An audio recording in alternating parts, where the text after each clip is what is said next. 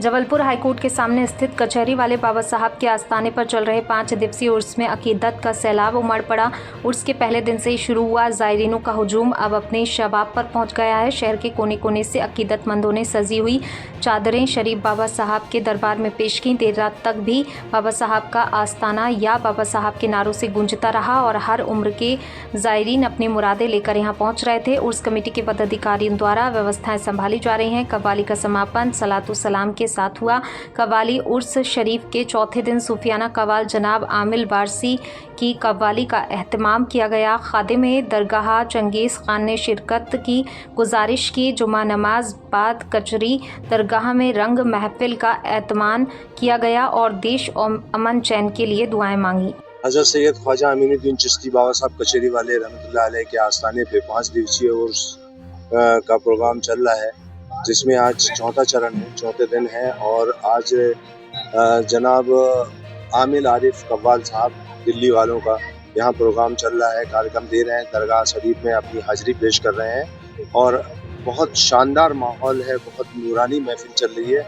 और कल इसके बाद कव्वाली के बाद कल शाम को जुमा की नमाज के बाद कुल शरीफ की महफिल होगी। दरबारी कव्वाल हज़रात अपने कलाम पेश करेंगे और उसके बाद कुल शरीफ के बाद उर्स का इख्तिताम हो जाएगा, उर्स का समापन रहेगा, नियाज फातह होंगी, लंगर तकसीम किया जाएगा और मुल्क के लिए, जबलपुर के लिए, देशवासियों के लिए दुआएं खैर की जाएंगी।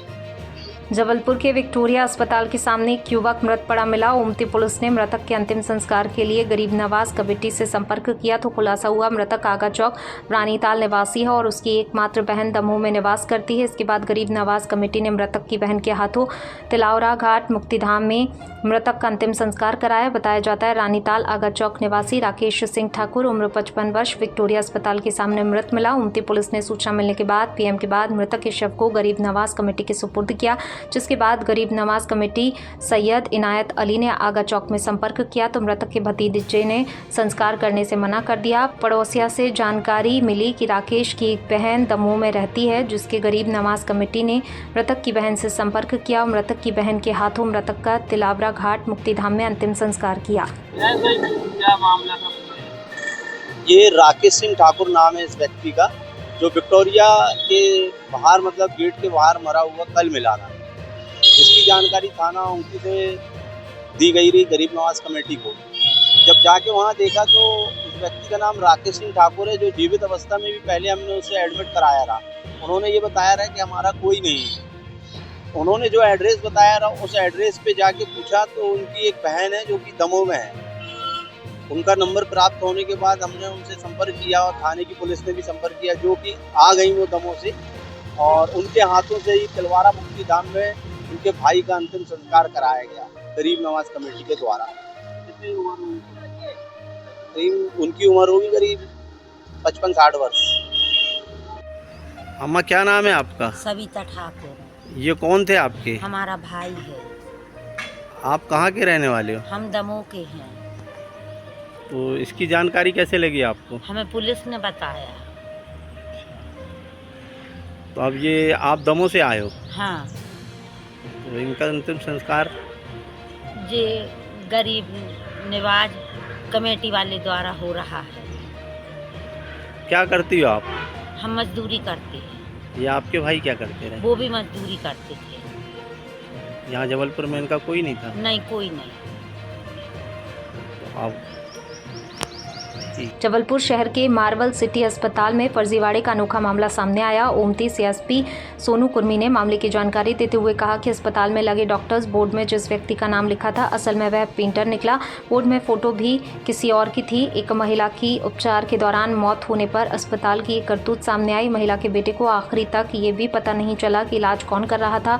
ओमती पुलिस ने जाँच के बाद ड्यूटी चार्ट में लिखे कथित डॉक्टर के नाम के आधार पर FIR दर्ज की है। दरअसल railway Saurabh office officers colony निवासी मनोज कुमार महावर ने रिपोर्ट दर्ज कराई। वह अपनी मां शांति देवी को 1 सितंबर 2024 को भंवरताल गार्डन के पास मार्बल सिटी अस्पताल में भर्ती कराया था। वहां 2 सितंबर को उनकी मौत हो गई। मनोज ने अपनी मां का उपचार जिस नाम के डॉक्टर ब्रजराज उइके द्वारा किया जा रहा था उससे मिलने की बात कही, लेकिन प्रबंधन ने बात टाल दी। नर्सिंग स्टाफ, सुरक्षा गार्ड, हाउसकीपिंग से जानकारी जुटाई तो पता चला अस्पताल में डॉक्टर ब्रजराज उइके कोई है ही नहीं। मनोज ने अपने स्तर पर डॉक्टर ब्रजराज नाम के व्यक्ति को खोज निकाला। उसके पास पहुंचे तो पता चला वह असल में पेंटर है। उसे अस्पताल के डॉक्टर्स बोर्ड में लगी तस्वीर दिखाई तो पता चला कि वह तस्वीर उसके दोस्त सत्येंद्र की है जो उसके साथ पढ़ता था।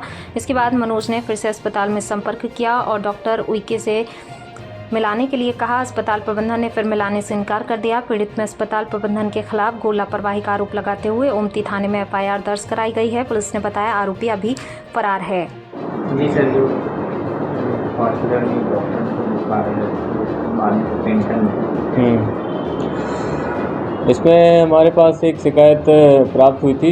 जो रेलवे ऑफिसर हैं मनोज कुमार महावर, उनके द्वारा उन्होंने अपनी माता जी को जो है एडमिट कराया था सितंबर 2024 में मार्बल हॉस्पिटल में।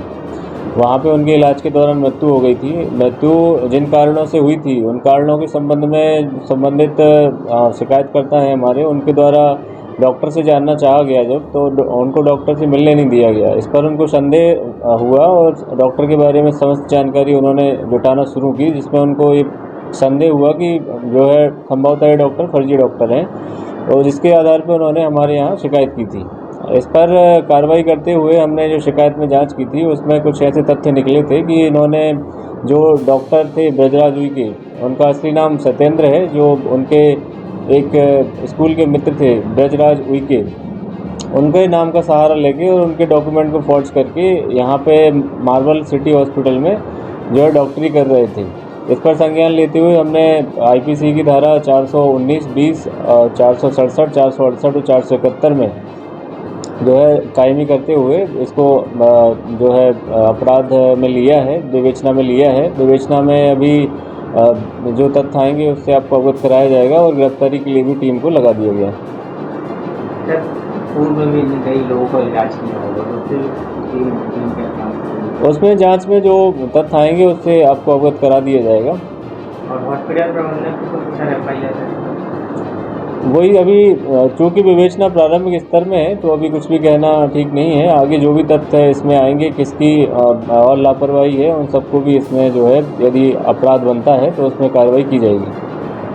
आज जबलपुर के CMHO मुख्य चिकित्सा अधिकारी संजय मिश्रा ने पत्रकारों से चर्चा करते हुए एक अन्य कथित पत्रकार के झूठे आरोप का खंडन करते हुए बताया जबलपुर के विक्टोरिया अस्पताल में कार्यरत अपनी पत्नी के खिलाफ की गई शिकायतों को दबाने के लिए RTI को हथियार बनाकर कथित पत्रकार द्वारा झूठे आरोप लगाए जा रहे हैं, जिसमें पत्रकार का ये कहना है लोकायुक्त से शिकायत के बाद एक लिपिक पर जो कि लोकायुक्त की कार्रवाई की गई थी उस शिकायत को वापस लेने के लिए CMHO दबाव बना रहे हैं। इस संबंध में CMHO ने सफाई देते हुए बताया लोकायुक्त की कार्रवाई शुरू हो जाने के बाद शिकायत वापस होती ही नहीं है, इसलिए ये सभी आरोप झूठे हैं। अब इस मामले में CMHO भी अन्य अधिकारियों के साथ कथित पत्रकार के खिलाफ शिकायत दर्ज कर रहे हैं।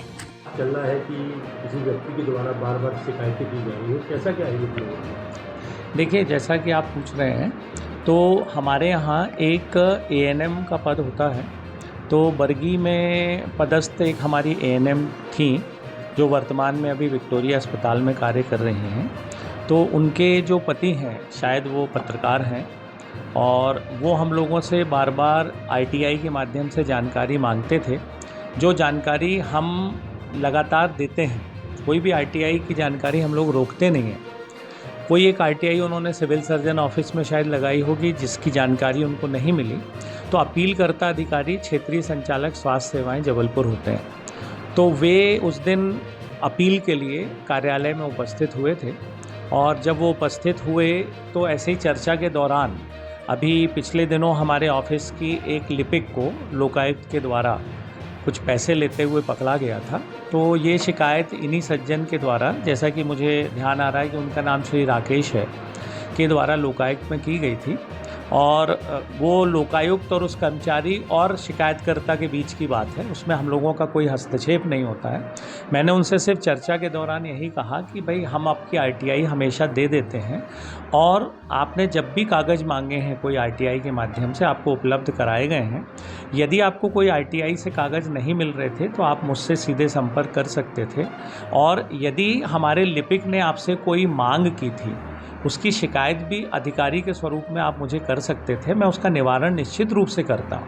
और ये शिकायत हुई, चूँकि विभाग में भी ये मैसेज अच्छा नहीं जाता, और इसके पहले जैसा कि उनका कहना था कि 3 और कर्मचारियों पर लोकायुक्त की कार्यवाही पिछले 3 साल में हुई है, तो ये लोकायुक्त का अधिकार है कि जो शिकायत होती है उस पर वो कार्यवाही करे, उसमें हम लोगों का कोई हस्तक्षेप नहीं होता है ना। हम लोग हस्तक्षेप करते और प्रकरण बनने के बाद भी हस्तक्षेप नहीं करते, और मुझे अच्छी तरह मालूम है कि जब प्रकरण बनता है तो लोकायुक्त उस कार्यवाही को आखिरी स्थिति तक पूरा करता है। इसलिए शिकायत वापस लेने के लिए ना मैंने उनसे कोई बात की, ना उनको मैंने कोई धमकी दी। मैं उनके आरोप से इत्तेफाक नहीं रखता बिल्कुल, और आपके माध्यम में से यही कहना चाहता हूं कि मैंने हमेशा पत्रकार बंधुओं के साथ सहयोग ही किया है, और जो भी मुझसे मदद हो सकती है इलाज से संबंधित, दवाई से संबंधित, मैं करता हूं। उनको लगता है कुछ भ्रांति हुई है इस बारे में और उन्हें ऐसा नहीं करना चाहिए। सर, इसमें एक चीज़ ये भी आ रहा है कि 2022 से जो उनकी शायद पत्नी या जो भी है उन पर भी किसी प्रकार की कई प्रकरण दर्ज है जी, इसको द्वेष की भावना से भी लेके ऐसा हो रहा है क्या? जी, ये एक संभावना बिल्कुल मुझे लग रहा है कि चूँकि जब वो बरगी में पदस्थ थी उनकी पत्नी, तो उस समय वहाँ कार्य अच्छे से ना करने के कारण उन्हें करीब करीब 5 से 6 नोटिस जो मुख्य खंड चिकित्सा अधिकारी द्वारा दिए गए थे, क्योंकि परफॉर्मेंस उनके क्षेत्र का अच्छा नहीं था। उस कारण वहाँ भी उनकी बहस होती थी हमेशा, और वहाँ से जो उनके श्रीमान जी हैं वो शिकायत किया करते थे वहाँ के स्टाफ के लिए। इस बीच एक ट्रेनिंग के लिए उनको विक्टोरिया बुलाया गया 4 दिन के लिए। वो ट्रेनिंग में आई तो मुझे ऐसा लगा कि अब उन्हें वहाँ ना भेजें, वापस यहीं रख लिया जाए, जिससे विवाद की स्थिति ना बने। वहाँ अच्छा नहीं लगता विभाग के भीतर विवाद हो, तो इसलिए उनको तब से हमने करीब 2 साल हो गए, 2-2.5 साल वो विक्टोरिया अस्पताल में ही कार्य कर रही हैं और अपना कार्य खुद कर रही हैं। उसमें किसी भी तरह का हम लोगों का हस्तक्षेप नहीं रहता। खबर जबलपुर से। पनागर के रैपुरा निवासी सचिन तिवारी ने 29 अप्रैल से 3 मई के बीच हैदराबाद से 57 घोड़ों को खरीदा था। 5 मई को सचिन तिवारी ने कुछ घोड़ों के बीमार होने की सूचना पशु चिकित्सा विभाग को दी। इसके बाद में पशु विभाग ने ये सूचना कलेक्टर दीपक सक्सेना को दी। कलेक्टर के निर्देशन में रैपिड रिस्पांस टीम का गठन किया। सतर्कता और बीमार हुए सभी 57 घोड़े के ब्लड सैंपल लेकर हरियाणा भेजे गए। वहीं 4 रैपिड रिस्पांस टीमों द्वारा मौके पर जाकर घोड़ों पर लगातार नजर रखी जा रही है। यहां से जो सैंपल भेजे थे उनमें से 44 की रिपोर्ट नेगेटिव आ गई है। इनमें से 8 घोड़े मर चुके हैं। बताया जाता है कि कलेक्टर द्वारा गठित टीम में जो सदस्य थे और वह लगातार घोड़े के संपर्क में थे, इसलिए उनकी भी जांच कराई गई। हालांकि अभी तक कोई भी सदस्य बीमार नहीं हुआ है और ना ही उनमें किसी प्रकार के कोई लक्षण है। इसके बाद भी लगातार सभी की जांच कराई जा रही है, क्योंकि ग्लैंडर बीमारी इंसानों के लिए भी खतरनाक मानी जाती है। तो यहाँ पर कुछ बड़ी संख्या में घोड़े हुए थे, जैसे कुछ घोड़े की गिरफ्तारी हुई। ये किस हालत हुई थी? आज टीम भी आ जाएगी। एक्चुअली क्या है, ये हॉट एटमॉस्फेयर में इन्हें परिवहन किया था हैदराबाद से घोड़ों का, तो अधिक गर्मी के कारण, चूँकि वहाँ का वातावरण और यहाँ के वातावरण में काफ़ी अंतर है, तो उसके कारण से शुरू में हॉर्सेस इनके बीमार पड़ना शुरू हुए स्ट्रेस के कारण, और फिर 3-4 हॉर्सेस को कोलिक भी हुआ है, तो उसके कारण से उनकी मौत हुई है। कुल 8 हॉर्सेस की अभी तक मौत हुई है, किंतु अभी स्थिति कंट्रोल में है। और हमने 57 हॉर्सेस के blood sample NRC lab Haryana में भिजवाए हैं हिसार में, तो 44 हॉर्सेस की रिपोर्ट्स नेगेटिव हैं और शेष रिपोर्ट्स आना बाकी है, और जैसे ही रिपोर्ट्स आएगी उसके अनुसार हम लोग प्रोटोकॉल के अनुसार इसकी कार्रवाई। अभी इसमें लगभग कितने घोड़े? 8 घोड़े बताया ना मैंने, 8 घोड़े। नहीं, एक्चुअली बीमारी नहीं थी इनको। क्या ये हॉट एटमॉस्फेयर से आए थे वहाँ हैदराबाद से, और स्ट्रेस के कारण ये ऐसा हो जाता है। एडजस्ट होने में थोड़ा सा टाइम लगता है।